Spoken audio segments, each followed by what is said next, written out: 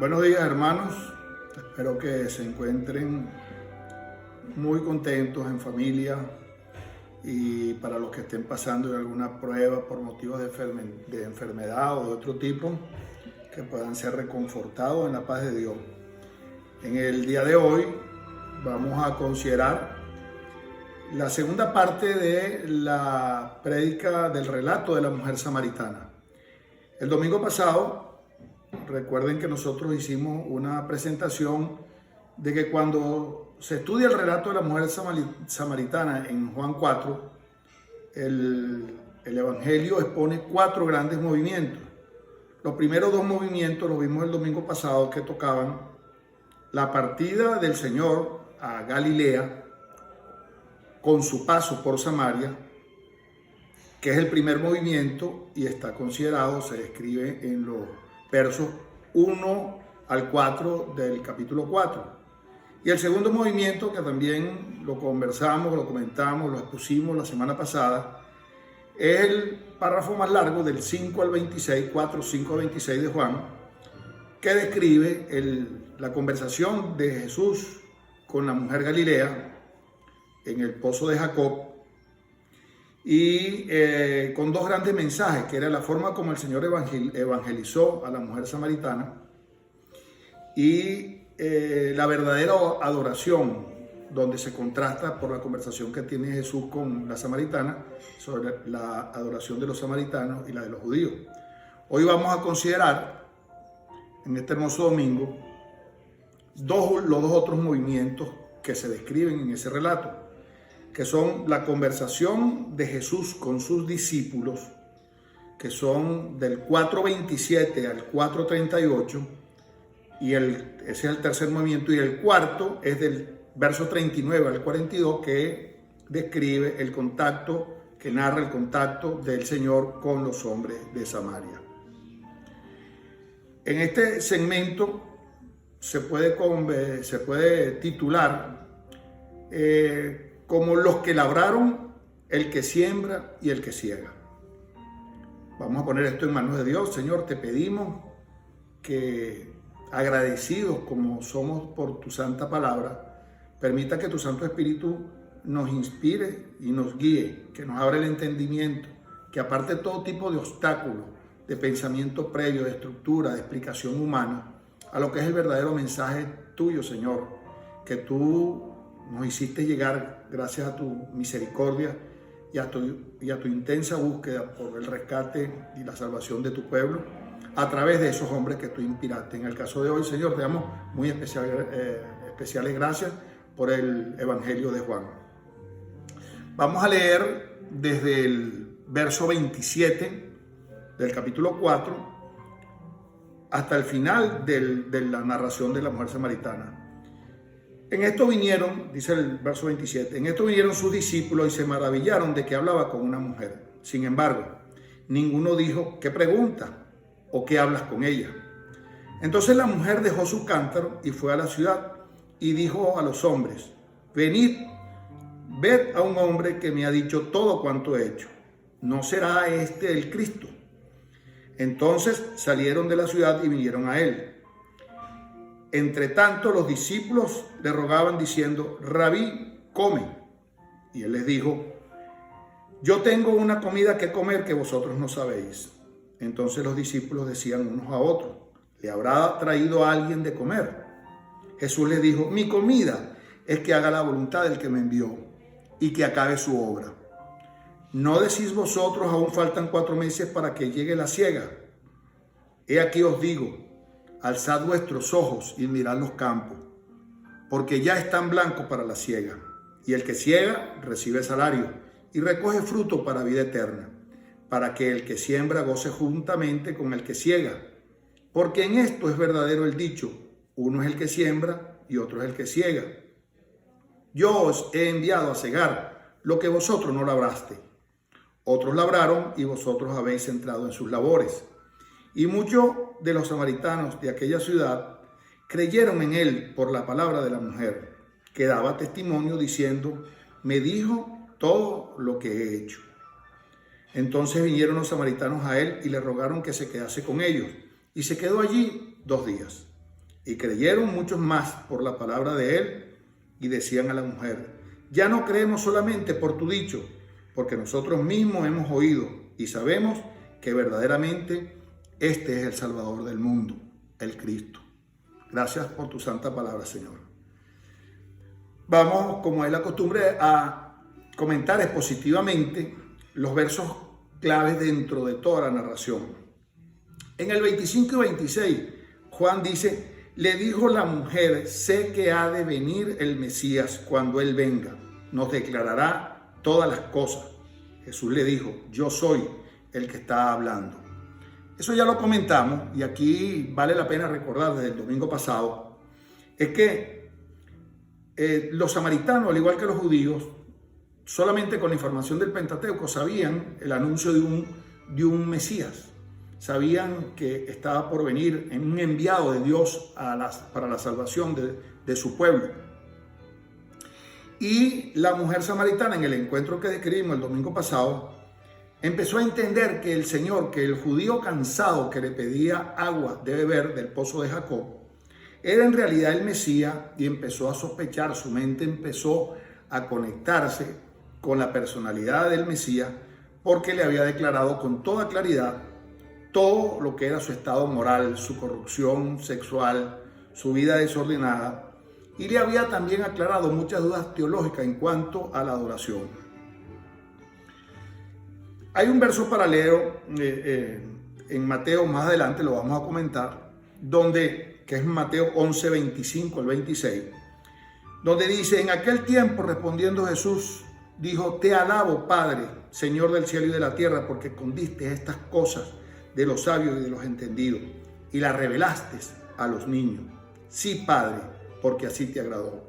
Esto es interesante porque en la comparación de esos versos nosotros entendemos que el mensaje que Jesús nos hace llegar a través del relato de la samaritana es que Él no le entrega su personalidad, su revelación de lo que es de su persona del Mesías, ni a los escribas, ni a las autoridades judías, ni a Nicodemo, que había venido en su búsqueda, que era un principal del templo, sino a una mujer pecadora, con una vida moral objetable.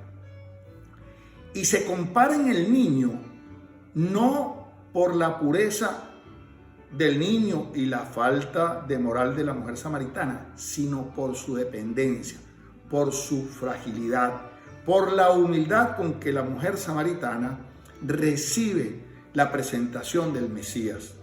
Porque la samaritana entra en una serie de obstáculos, de objeciones culturales, religiosas, pero cuando entiende que quién está en su presencia, cuando él le dice: ese soy yo, ella, como lo vamos a ver más adelante, asume, recibe esa revelación de la manera como Dios quiere que nosotros lo hagamos, que es renunciando a nuestro ego, a nuestras convicciones y a nuestra prepotencia. En ese sentido, la mujer samaritana era vulnerable, era dependiente de una protección que ella misma no se podía proporcionar, y esa es la actitud que nosotros debemos tener para recibir el Evangelio y para ofrecérselo, para presentárselo a los demás. En el verso 27 dice: en esto vinieron sus discípulos y se maravillaron de que hablaba con una mujer. Y los discípulos se maravillaron, el sentido, la traducción original del griego en que está escrito no es maravillarse en el sentido admirativo, sino sorpresivo, porque no era de esperar que Jesús, que era un rabí, que era considerado, que era conocido como rabí, no solamente por sus discípulos, sino por las personas a las cuales él se mostró en su ministerio. Y los rabí en su época no podía hablar con una mujer que no conocía, y menos en esas condiciones que ellos estaban solos. Había un dicho judío que decía: nadie hable con su mujer en la calle, ni siquiera con su propia esposa. Así era el patrón cultural del pueblo judío en los tiempos de Palestina de Jesús. Entonces los apóstoles, los seguidores, los discípulos del Señor veían que Jesús estaba por debajo de la dignidad que se merecía como rabí. ¿Por qué? Porque no tenía, era como una falta de respeto y de referencia, de reverencia a su personalidad. Aquí tenemos otro mensaje. Jesús no respeta, no tiene, no considera esas diferencias humanas y por encima de eso, en una actitud humilde, se relaciona con todo el que lo necesite. En el 28 dice, entonces la mujer dejó su cántaro y fue a la ciudad. Y la mujer desaparece del escenario rápidamente, no lo dice expresamente, pero el hecho que deje el cántaro quiere decir que salió con prisa, porque seguramente la razón por la cual abandona el cántaro, siendo un instrumento de mucho valor para el traslado del agua que era necesaria llevar del pozo a la casa todos los días, es porque quería llegar rápido a su destino, no quería que el peso del cántaro la retrasara. Y también por otro lado podemos deducir que no iba a dejar el cántaro ahí, que iba a volver a donde estaba el cántaro, que era donde estaba Jesús. O sea, aquí hay dos aspectos. Ella sale rápido, sale con prisa, alguna motivación en su corazón, en sus emociones, en su alma, la mueve a desplazarse con velocidad, a llevar ese mensaje y a volver a donde está el Señor. Y es que ella tiene una urgencia de comunicar la alegría que rebosaba en su corazón. Y volvería a donde estaba Jesús porque todo el mensaje tenía que ver con la presencia del Señor, del Mesías, a quien él le había dicho que era. Y aquí tenemos otro aprendizaje de este hermoso relato que da muestra que la semilla que Jesús había sembrado en el corazón de la samaritana estaba brotando, estaba empezando a producir fruto. Y nosotros, hermanos, debemos preguntarnos, nosotros sentimos el mismo anhelo de llevar el evangelio a las personas que están a nuestro alrededor, a las personas que no conocen del Señor, a las personas que podrían estar esperando este mensaje de salvación, de reconocer a la personalidad del Mesías.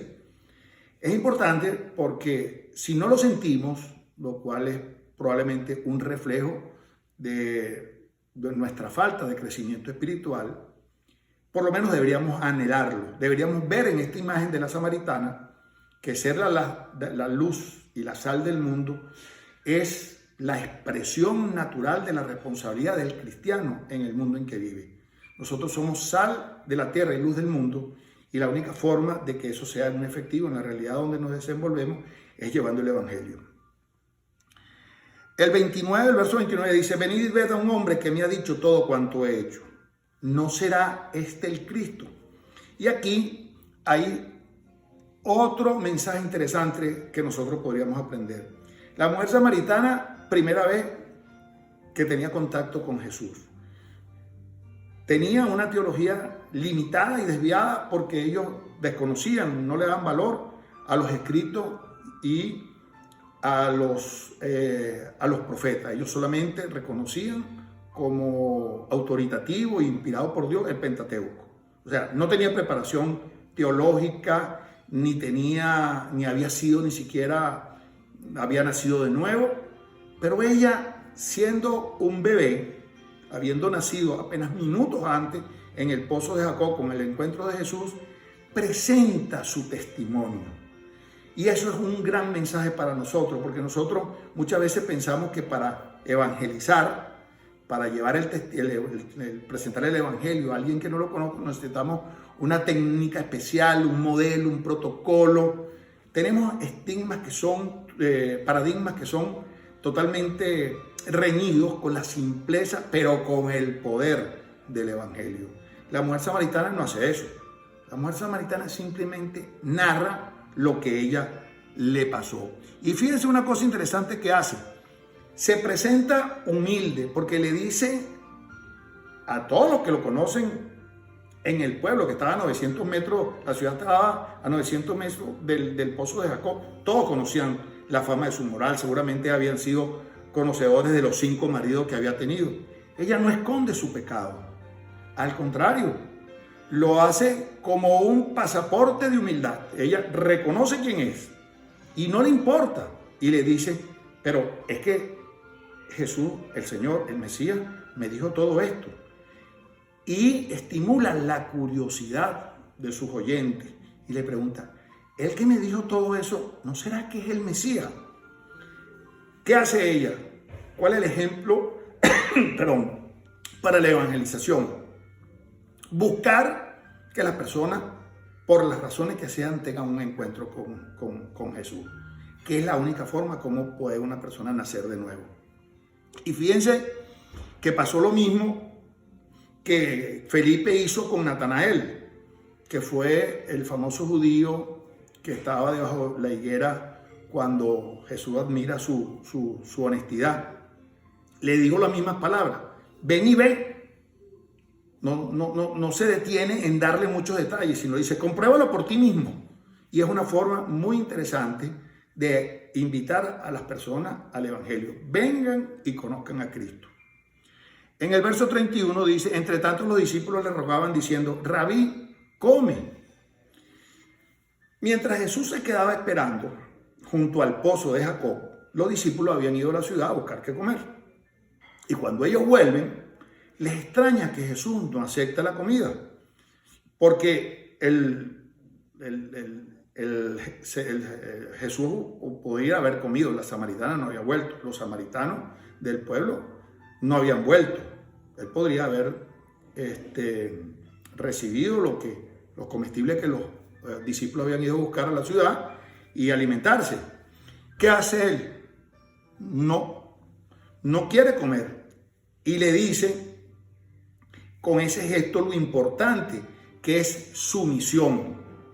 Le responde, mi comida es que haga la voluntad del que envió y que acabe su obra. Aquí hay otro mensaje muy valioso, porque Jesús les pone a sus discípulos, aquí está alimentarme, aquí están mis necesidades físicas, mis necesidades materiales, y aquí están las necesidades espirituales, que hace la voluntad de mi Padre. No considera sus necesidades materiales y dice, mi comida es hacer la voluntad de mi Padre. Y esa es la perspectiva que a nosotros nos hace muy difícil, porque nosotros, para cumplir la voluntad del Padre, es un camino, una ruta cuesta arriba. Inclusive el mismo evangelio, la misma revelación bíblica, las promesas con que podemos contar con certeza que Dios las va a cumplir, las usamos pensando en la satisfacción de nuestras necesidades. Y no estoy hablando de las necesidades de lujo, sino nosotros estamos hablando, porque aquí Jesús estaba hablando de su alimentación. Y así tenemos que ser nosotros, tenemos que aprender a darle prioridad a las necesidades espirituales, a la misión que cada uno de nosotros Dios ha diseñado en su familia, en la iglesia sobre todo, a esas responsabilidades. No lo sentimos, es parte de nuestra falta de santificación. También es un motivo de oración. El otro mensaje que podemos ver aquí es la del ayuno. El Señor ayuna, no come, y durante ese proceso de abstinencia de alimentos se dedica a cumplir con la voluntad del Padre. Por eso es que le dice, mi comida es que se haga la voluntad del que me envió y que acabe su obra. Con otro mensaje adicional, no dejar las cosas por la mitad, no empezar con proyectos y proyectos y proyectos. Nosotros nos emocionamos mucho con las cosas que podemos o que creemos que podemos hacer en la iglesia, y la mayoría de ellas son proyectos humanos. Cuando Dios tiene un proyecto a nosotros y de alguna manera nos lo hace saber, nuestro compromiso, nuestra responsabilidad es culminarlo lo antes posible, por encima de la satisfacción de nuestras necesidades personales. Y la vida de Jesús se desenvolvió toda en este escenario, en esa visión, en esa perspectiva de cumplir con la voluntad del Padre. Este es un ejemplo a escala muy pequeña. La gran expresión de cómo el Señor le da la espalda a sus necesidades humanas y se entrega de lleno a la voluntad del Padre es en Getsemaní, cuando en oración, en ausencia del respaldo de sus discípulos, de su círculo íntimo, Pedro, Juan y Santiago, lo abandonan, ni siquiera pueden velar con él durante la noche, y en profunda agonía le es revelado el sufrimiento con el que va a ir a la cruz. Y no el humano, que es el más sencillo, sino la sensación de abandono por parte de Dios por cargar todos los pecados de nosotros, todos los pecados de ustedes que me están oyendo, los míos, los que yo he cometido, los que cometo a diario y los que me falta cometer. Jesús no dudó en asumir esa carga porque era la voluntad del Padre y obvió sus necesidades personales. Esa es la invitación que el relato de la mujer samaritana nos hace en estos versos. En el 35 dice: alzad vuestros ojos y mirad los campos porque ya están blancos para la siega. Acabar la obra implicaba atender a los samaritanos en este momento que venían de Siquén para oír la predicación que ya había sido estimulada por lo que le había contado la mujer samaritana. Y Jesús, había un proverbio, un dicho en aquella época que decía: no decís vosotros, aún faltan 4 meses para que llegue la siega. He aquí os digo, alzad vuestros ojos y mirad los campos, porque ya están blancos para la siega. Aquí lo que decía era que los samaritanos ya venían, que los samaritanos habían oído de él a través de la mujer y venían a su encuentro. Y no se podía perder esa oportunidad porque no sabemos, uno de los grandes misterios es la soberanía divina para nuestra salvación, su elección, su elección por su pueblo y la responsabilidad humana que tiene cada quien en responder al Evangelio. Ese equilibrio de esas dos realidades, de esas dos verdades, genera una tensión que nosotros no podemos descifrar. Nuestra respuesta no es comprenderlo, no es poner el punto de equilibrio, no es saber cuál es esa relación, simplemente cumplir con nuestra parte, como nos lo enseña Jesús en este relato. Y muchas veces nosotros, cuando sentimos esos impulsos por presentarle el Evangelio a él, decimos: no, este no es el momento, este es un momento inoportuno, voy a quedar como entrometido. No asumimos lo que realmente siente el corazón de Jesús en lo más profundo de su alma, que es la necesidad de salvar cada vez más a su pueblo. En este caso, pues simplemente Jesús se refería, en cuanto a la siega, era a los samaritanos que estaban por llegar de la ciudad. Y el verso 36 dice: para que el que siembra goce juntamente con el que siega. En este verso 36, el Señor describe las distintas etapas de todo lo que es el plan de evangelización. Y habla de disfrutar, de gozar de los frutos juntos todos, independientemente del que labra o del que siembra o del que cosecha. En estas 3 etapas podemos identificar, hablando de todo el mensaje bíblico, de que los que labraron probablemente, como era muy frecuente en el Nuevo Testamento, que tanto Jesús lo hizo muchas veces como los apóstoles, hicieron una exposición, una exégesis del Antiguo Testamento en el Nuevo Testamento. O sea, usaron textos del Antiguo Testamento para su mensaje del Nuevo Testamento. Y aquí probablemente se esté refiriendo a los profetas, que son los que labraron, porque a ellos les tocó una etapa muy dura, que es la etapa más dura, la labranza. Fue una tarea muy ingrata porque estuvo llena de días malos, de temporadas muy de persecución, de sufrimiento. Se trataba de tocar conciencia que no estaban despiertas, de predicar la palabra a oídos sordos. Y esto es un trabajo indispensable, porque sin ese trabajo de labranza, la siembra no podía progresar. Luego viene la siembra, donde aparentemente el grano se pierde porque se desaparece. Y es una labor también igualmente necesaria para todo el proceso. Y al final se llega a la siega, que tal vez es la etapa donde hay más gracia, más alegría, porque hay evidencia, porque se ve el fruto, y que son frutos de vida eterna. Y esto es prácticamente lo que compensa el esfuerzo de todas las etapas anteriores. Lo importante es que Jesús resalta, disfrutando de todo el trabajo junto, el mensaje de unidad que debemos tener nosotros como miembros de la iglesia para llevar adelante todo el proceso sin hacer diferenciaciones de las distintas etapas donde cada quien, de acuerdo a sus atributos y a los dones que el Espíritu Santo le ha otorgado, ponga de manifiesto, porque va a ser adaptada a cada uno de nosotros. Cada uno de nosotros tiene una condición diferente, pero todos pueden ser aprovechados en este trabajo mancomunado. Entonces estamos llamados en la iglesia, sobre todo, a hacer este trabajo con criterios de unidad. En el verso 39 dice: y muchos de los samaritanos de aquella ciudad creyeron en él por la palabra de la mujer. Algunas traducciones imperfectas hablan de la palabra de él, refiriéndose a la palabra de Jesús. No, en realidad la traducción correcta en el escrito original es por la palabra de la mujer, porque no se está hablando del poder de la palabra de la mujer.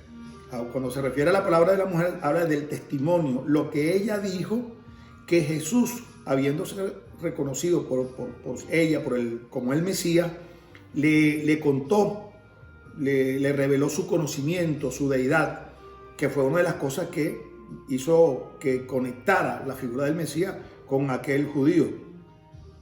Y esto es interesante porque con los samaritanos pasaba lo mismo. Muchos de los samaritanos de aquella ciudad creyeron en él.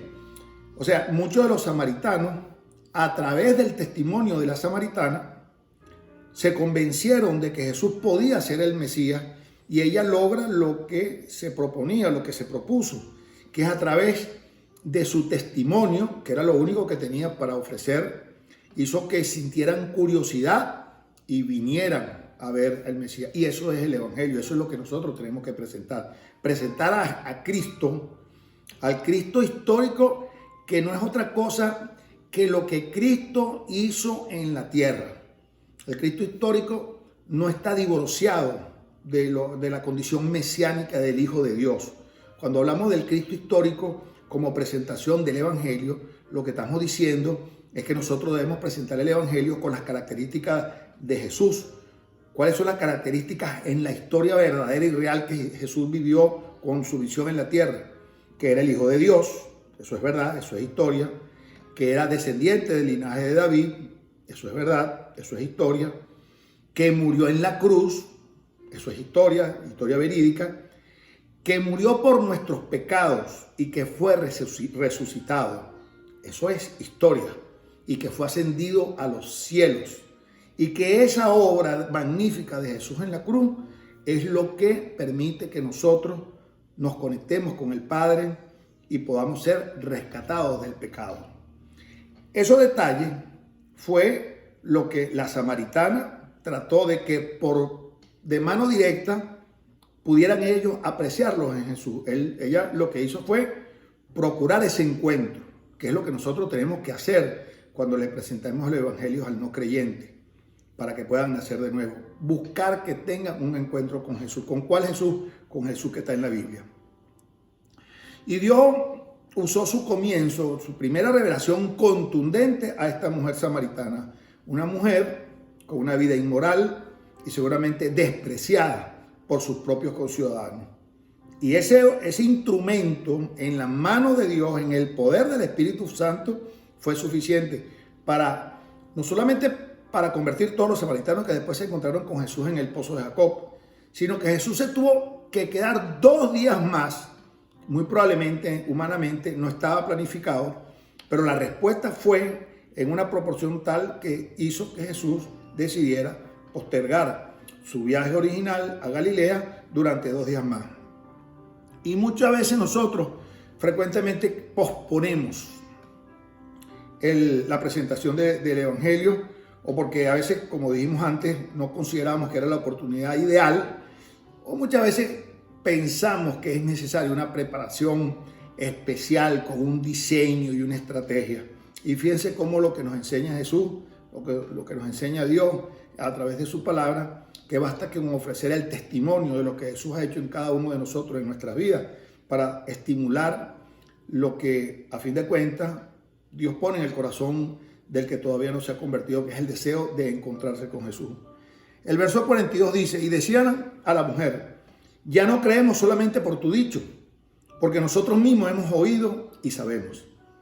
El testimonio de la mujer fue impactante para todas las personas que estaban en la ciudad y provocó un cambio tan radical que necesariamente, en la mujer, necesariamente llamó la atención.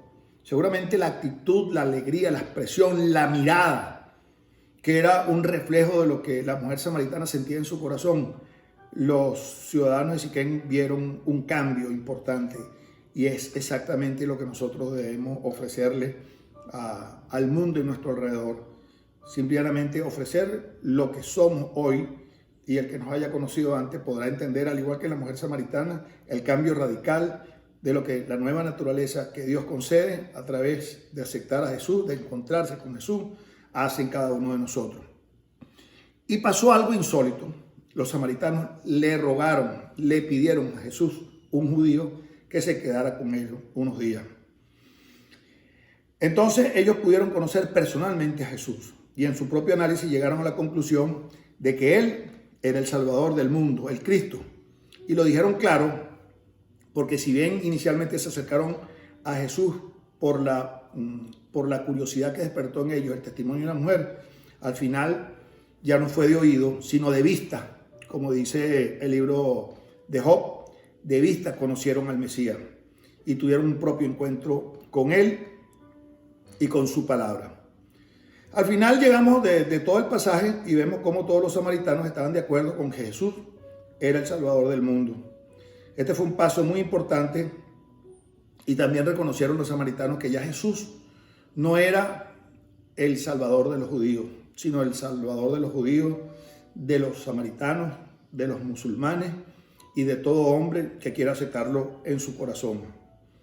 Ahora entendemos por qué Jesús dijo: me es necesario pasar por Samaria. Bueno, hermano, le pedimos a Dios que la Samaria que cada uno de nosotros Dios haya preparado, que la mujer samaritana que nos está esperando, nosotros corramos con entusiasmo a conseguirnos con ella y le podamos ofrecer del agua que brota desde dentro de nosotros, como ríos de agua viva, que es el agua del Espíritu Santo que Dios derramó en cada uno de nosotros cuando nos convertimos. Vamos a dar gracias a Dios. Señor, te agradecemos por tu santa palabra, Padre, porque en ella hay poder para salvación. Te damos gracias, Señor, porque la humildad que cada uno de nosotros requiere, eres tú el único que nos la puede proporcionar para llevar tu evangelio a todas las naciones, como tú nos lo solicitaste. Te damos gracias por este momento y permite que cada uno de los oyentes de tu palabra pueda recibir en su corazón el impacto que también tuvo en su momento en el corazón de la samaritana.